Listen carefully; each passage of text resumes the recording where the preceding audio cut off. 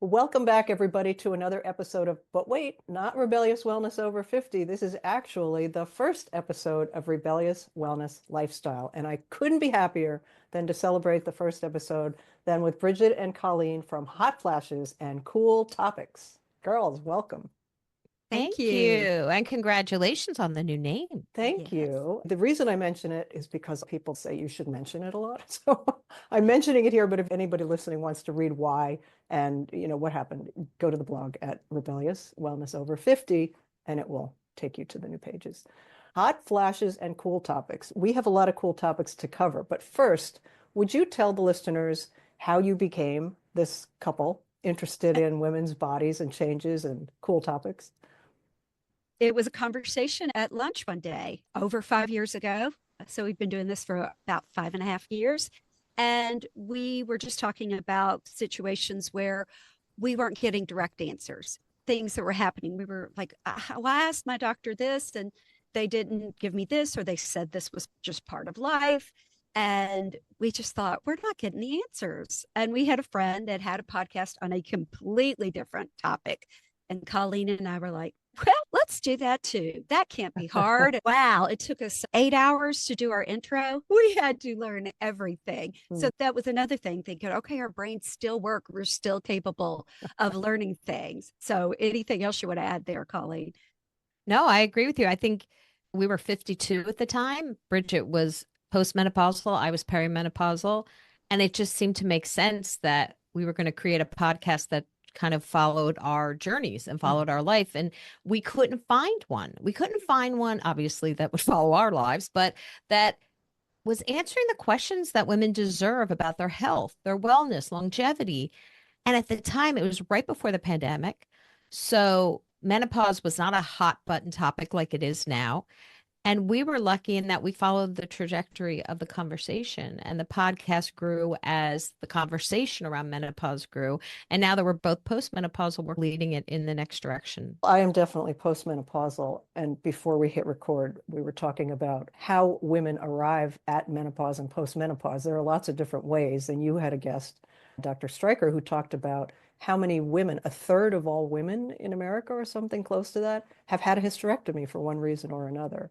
Which if you have a hysterectomy and your ovaries are taken out, you go into instant menopause. Like you go to sleep with the anesthesia and you're fine, you wake up and you're in menopause and you start having hot flashes. That would be awful. I kept my ovaries when I had my hysterectomy.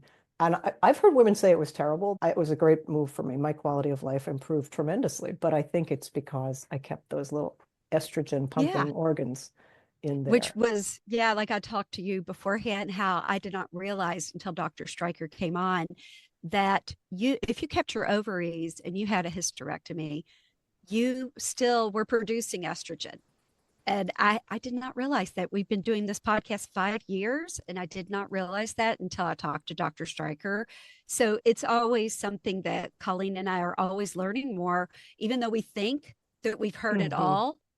There's always something else that we're learning every time we have a guest on. We learn something new. Oh yeah, I feel the same way. I love my guests. I love the different topics like you guys. It's because to me, it's mind, body, soul, spirit, whatever you want to call it, right? So I really run the gamut of the types of guests. And as I said in something recently, my MO for doing this rebellious wellness stuff is to really give women choices to, like you said, you learn something new, your listeners learn something new. And now the people that listen, they have a choice. If they're thinking of having a hysterectomy, they're like, maybe I should keep my ovaries, let me look into that, right?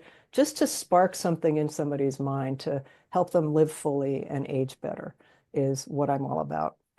So you travel all over the place. I saw that you're at events, you're at South by Southwest, and I'm wondering, when you speak to women, what are you hearing? What are the main conversations or questions that you're getting from women about aging or women's health? It's changed over time, over the last 5 years. Right now, women are being bombarded with menopause information, and some good, some snake oil, as they say. And I think women often ask, how can I trust this? Who do I go to? What information can I rely upon? And on our podcast, we only have evidence-based experts, menopause experts that are certified. You can scroll down Instagram and there is a solution for every symptom, but if it sounds too good to be true, it usually is. Yeah. For women of our demographic, we're smart. We've lived enough to know if something sounds too good to be true, it is. But I think that if you give women accurate information and give them their options, they will come to the best conclusion for themselves. So that's what we try to do. We give out the information. We never preach what you should do or shouldn't do. And then you take that to your doctor or to your life. We have an episode on this week talking about aptitudes, and it's never too late to learn your hidden talents and career pivoting. So we don't just talk about health issues, we talk about everything to do with midlife. But I think a lot of women are asking, what can I trust? Now that I can talk about menopause, my doctor is saying that they don't know about the information I'm bringing in. Like a lot of women will bring in information and the doctors are not aware of it.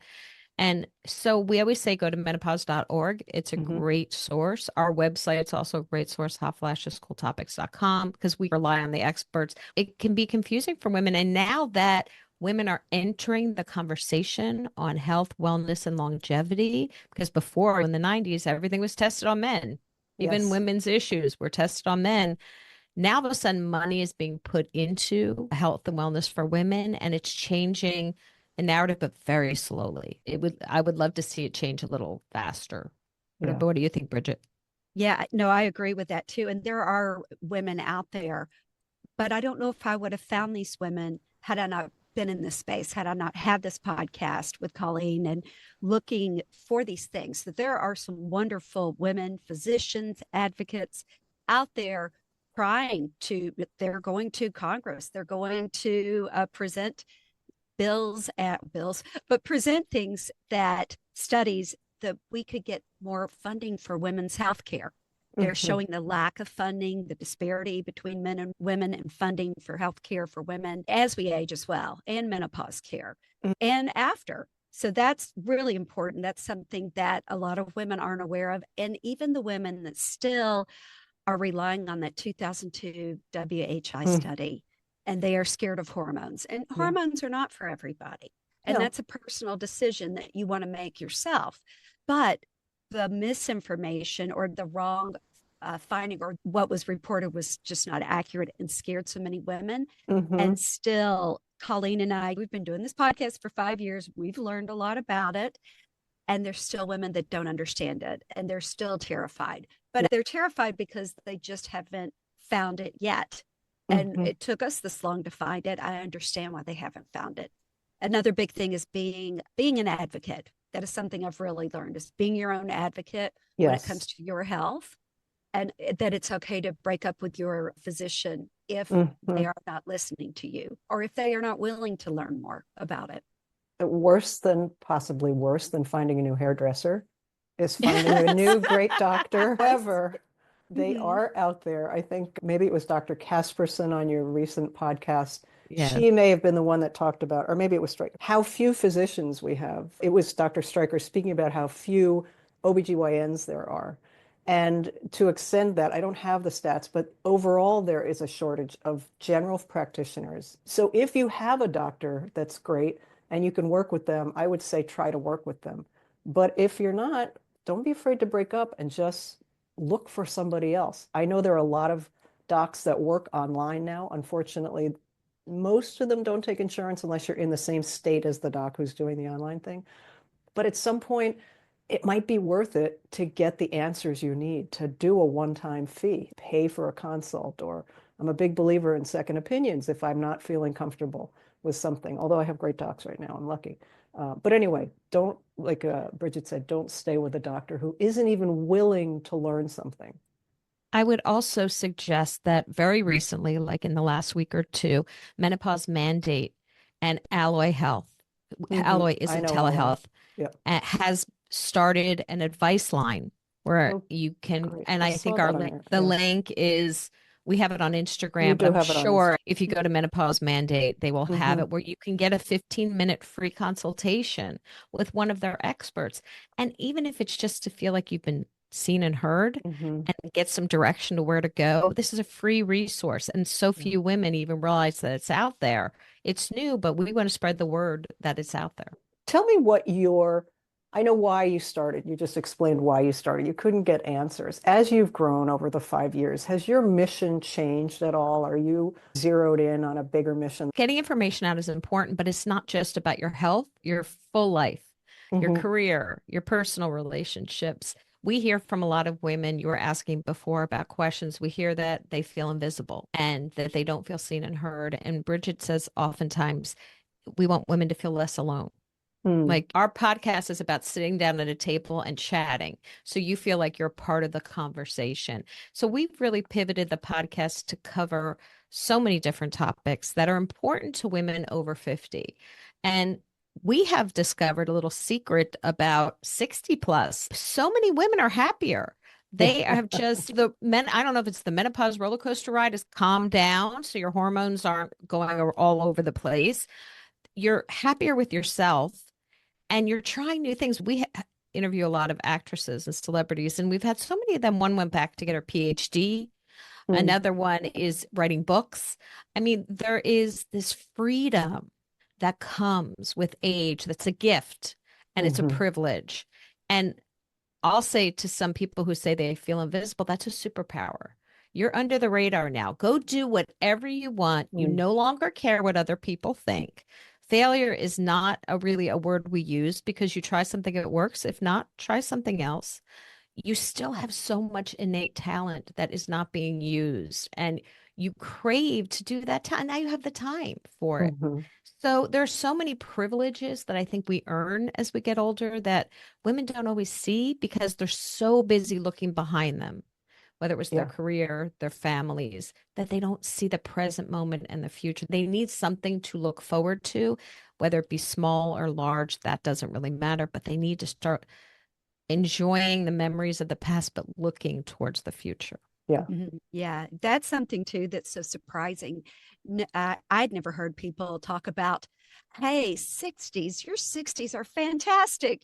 You don't see that on the headlines, stuff about younger people, and you don't see that on headlines or in magazines or even online. And I'm thinking, wow, this is one of the happiest times of my life. And we haven't even hit 60 yet. We're 50. And there, for me, I know everyone's different. And I know some people go through some terrible things. And I know that there's been life changes for so many women when they hit this stage of life. We need to let women know that it really is great. And I think we had Bevy Smith on like probably our first year having the podcast. And she always said it gets greater later. And I thought, oh my gosh, she's right. It does. And that's not something that really is talked about a lot. But ladies, it does. It's amazing. And it could be the small things, like you said, Colleen. It could be, wow, I really like this creamer I put in my coffee this morning. And it's cold out, but this tastes so good. And I'm just thrilled about it. So it is amazing at this time of life. Yeah, I have a 93-year-old aunt. She'll be 93 in April. And she lives down in Mexico in a beautiful community by herself. So her husband is gone 5 years. And I asked her not too long ago, do you have a favorite time of life that isn't right now? Because she wouldn't say right now, because she said 90, things really are starting to fall apart, but she's great. She said that her 70s, giving you younger people something to look forward to.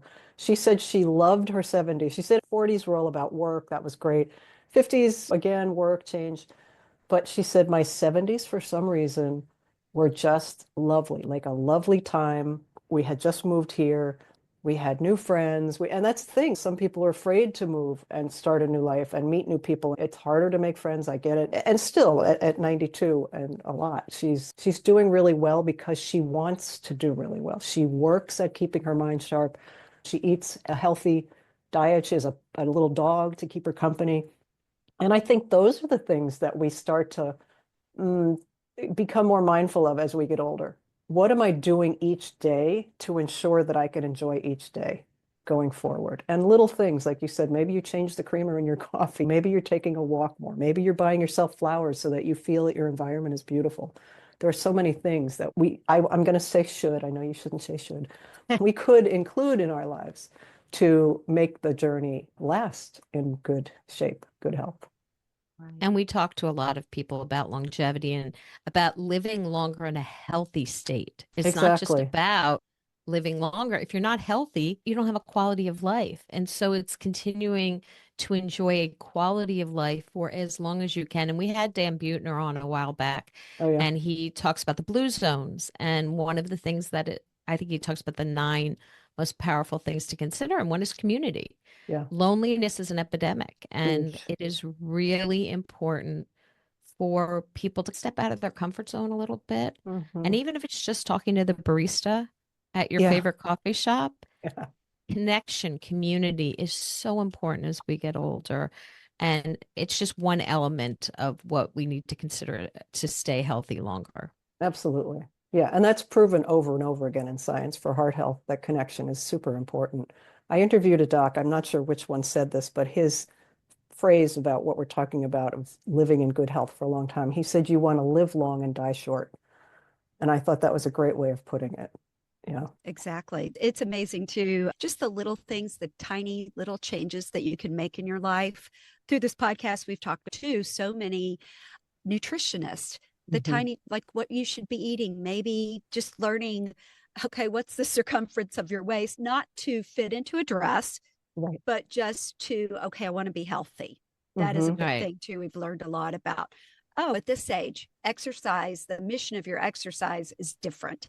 It's to build Yeah. muscle and things like that, getting enough protein in your diet. So it's not a vanity thing, it is a health thing. It is, I want to be healthy. I want to see what's happening. I want to know what's going on in the future, and I want to be aware of everything. So we talk a lot too about keeping our brains healthy as well. Oh, yeah. Yeah. Yeah. Yeah. I feel like I want to stack the cards in my favor, right? We don't know Yes, what's yes. going to happen. Truly, none of us do. But if we get on a path where we're doing the things that science says are most likely to keep us well, then I'm trying to do that. Yes. Yeah. Even if it is drinking the occasional green drink, which I really just, I try to do them now and again, though. So what else is hot? What's on your minds right now? Oh my gosh, we have been talking to so many incredible guests that are coming up, and a lot of it is being that whole person that we were talking about. So many times for women, our identity is placed in to other people. Mm. And at this time of life, we don't know what to do with that. Like all of a sudden, we're allowed to be a priority, but it's such a foreign concept because we've never been top of our priority list that it's really interesting to talk to women who are exploring what it means to put themselves as a priority in their Mm. lives. And that means exploring everything from health to pivoting careers to moving, like you said. We've had people on from the travel corporation that talk about what even single solo travel and all the Hmm. interesting places. And it's fun because Bridgett and I are curious. So we look to see what we want to know about. As I said, we're both 57. We're now looking forward to turning 60, which is something I didn't think I would ever say, Right? but we are, because it just seems like all of these opportunities that you did not think would be available. You think the doors are closing, but actually different ones are opening. You just have to look for them. Yeah. And in talking to women around the country, gosh, Bridget and I never thought we would even be saying that.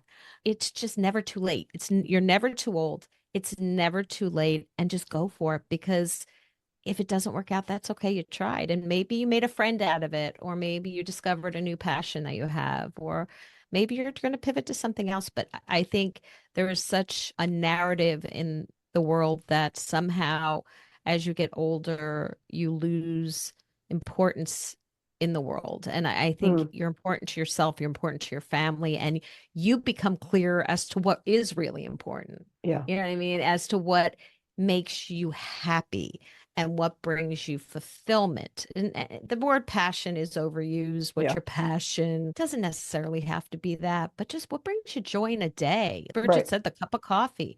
It's Mhm. okay to just take it a day at a time and say, I'm just going to love this walk with my dog. Or today Mhm. it snowed for us. We're just going to sit back and enjoy the snow.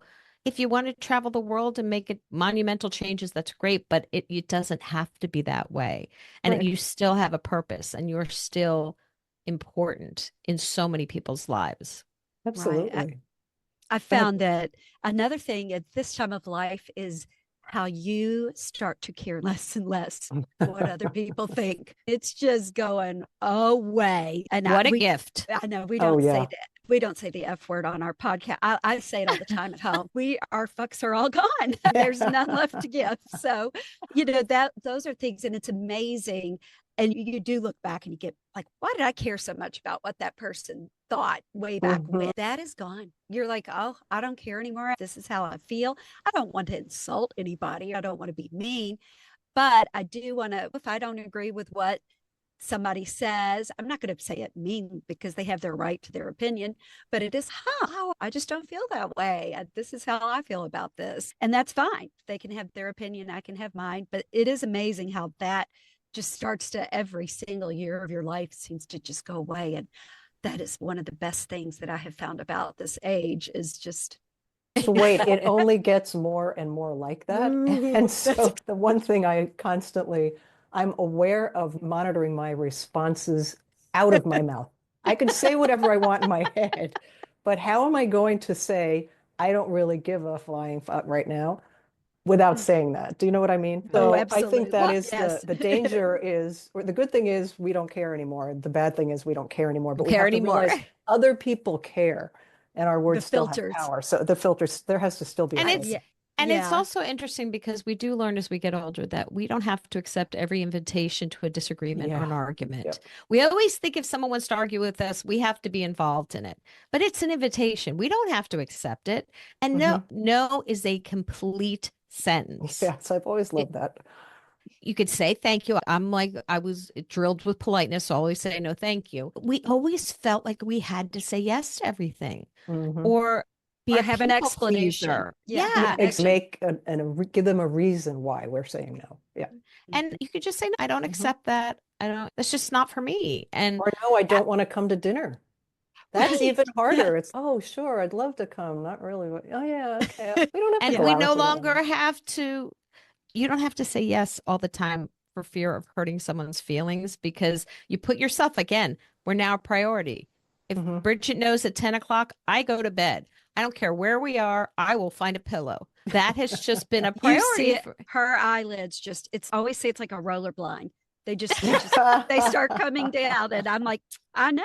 And I used to feel bad to say, and now I'm like, no, I'm sorry, I'm done. If someone's having a party, I'll be like, okay, it's 9:50. Thank you all so much, but I'm gone. Bye. And I don't have to feel bad. There's so many privileges that come with aging that we don't see. And I hope that our podcast and your podcast and conversations like this open the eyes of women to say, oh, wait a second, I'm missing out here. I could actually be enjoying a lot more than I think I am because no one says you can't. Like we put these on ourselves. We put these restrictions and they're self-induced and let them go, release them. I always feel for women. Colleen and I work with Modern Prairie, which we'll do some calls on there. They have a platform as well, an app, and it's a really great app. And women really come there and feel like they have a community. They have all kinds like crafting or anything, baking, crafting, book, movie nights. And we'll do a talk every month or so. And I always feel there's women on there that their family is so used to them playing this role that when they want to change their narrative, their families just are just discombobulated. Yeah. Oh my gosh, I can't believe you're not going to babysit my kids all the time. I can't believe they don't understand. Of course, these people love their grandchildren. However, there should not be an indentured servant. And I see that happen. I see that in my own family. Members of my family have become indentured servants to their grown children, and they're watching their children all the time at the cost of their own fun. I can't do this because I'm supposed to watch the grandkids. I can't go here with the rest of the family because I'm on call for this. I hope that we can get the message out to women, like Colleen said, to say no is a complete sentence. Oh, yeah. Because a lot of these women were giving all of their time when they were in their 30s and 40s to their children. It's who their children see them as, always present, always available. Yeah, yes. Exactly. And that's a fine line. It's a hard line to walk when it is your children asking you for something for their children. I get how hard it must be, but you're right. There has to be a balance of service and self-love.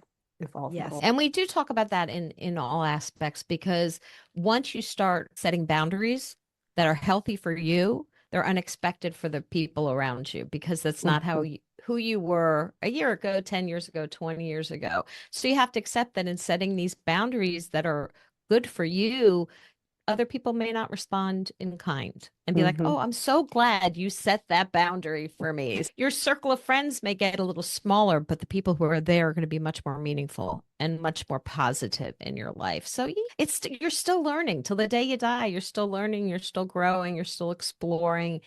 And it's been, for a lot of people, the best kept secret. Now that more women are embracing the aging process, and it's not fight it till who wants their period anymore. I don't want to have it back. You can keep it. I don't want more kids. And so instead of looking at things from a positive perspective, it's always been, you're not fertile anymore, you have no purpose, or you can't be CEO anymore. We have had several people come on talking about intergenerational careers and how important it is that mentors not only be someone older, but someone younger. Sometimes our mentors are the 20-year-olds who know social media. Yeah. And that's okay. And what we do makes it easier for them to go into the menopause and aging process. So we all have to work together. It's not one size fits all. Like, we have to be able to work through the generations. And I think that makes your life richer. Oh, absolutely. Yeah, I agree. Yep. We're not in competition with them. It's not. No, they can have it. They can have all of it. Honestly, they can have all of it. I don't want to get up at 6 a.m. I don't have an alarm clock anymore. It's a gift I give myself. I don't want to get up at 6 and make lunches and you've done that already. Yeah. And if you do it, if you really enjoy it and you do it well, once is enough. Obviously, I cannot wait for grandchildren and to help them in any way I can. But if you really do that stage of life really well, you don't need to go back to it. You're never going to be. Don't fight with a 20-year-old. Your skin's never going to be like that. Your body's be the best you can be at whatever age you can be, is my point. Be the healthiest, the most vibrant, that you define it, not that society defines it. For sure. Guilty pleasure question before we go. Your choice of categories, but I used to be a chef, so I always love to ask people, what is their guilty pleasure food? Mine's ice cream. I could eat ice cream every day, all day, for any reason. Flavor Got to be cookies and cream with chocolate sprinkles. All right. Answered that way too quick. I know, you were like, ice cream right now. I need it. It was, but I think I'm changing. I think it's pasta, like really good homemade pasta, preferably while I'm in Italy. But I think it's pasta. I think that's mine. Red sauce, cream sauce, clam sauce. Ooh, sometimes I just even like it with just a little bit of butter and Parmesan cheese. Oh, I love it like that. Yeah. But sometimes the richer sauces don't always last. Isn't it funny though? I don't know about you, but my body doesn't like things now that it used to like a lot. Then I'm saying like in my 40s and 50s. Absolutely. I miss certain things, but. And sometimes you have to say, okay, is it worth pain I'm going to experience afterwards? Yes. And sometimes the answer is yes. And sometimes exactly. The answer is no. Sometimes. And especially if I go to someone's home and they've made some fabulous dinner, I'm not going to parse through what's on my plate and say, oh, this will ruin my sleep, or this will give me bags under my eyes. I'm going to eat it and enjoy it with my friends. So I think that's another thing, is just looking at what's in front of you. As you said earlier, Colleen, what's the thing that's right there in front of you, and enjoy it, and be with your people, or be with your own appreciation. Your own selves. Yeah. This has been really fun. I so appreciate you joining me, because you have been on my radar for quite some time. Oh, thank you. Really, listeners, these girls do some fabulous stuff, and they're all over the place. They do little fashion shows on their TikTok. And you've got lots of great products that you represent that are for women of a certain age. I'll call it that. So lots of fun things to discover through the Hot Flashes Cool Topics girls and their podcast and website. Thanks so much again. I really have enjoyed our conversation. Thank you. We appreciate it.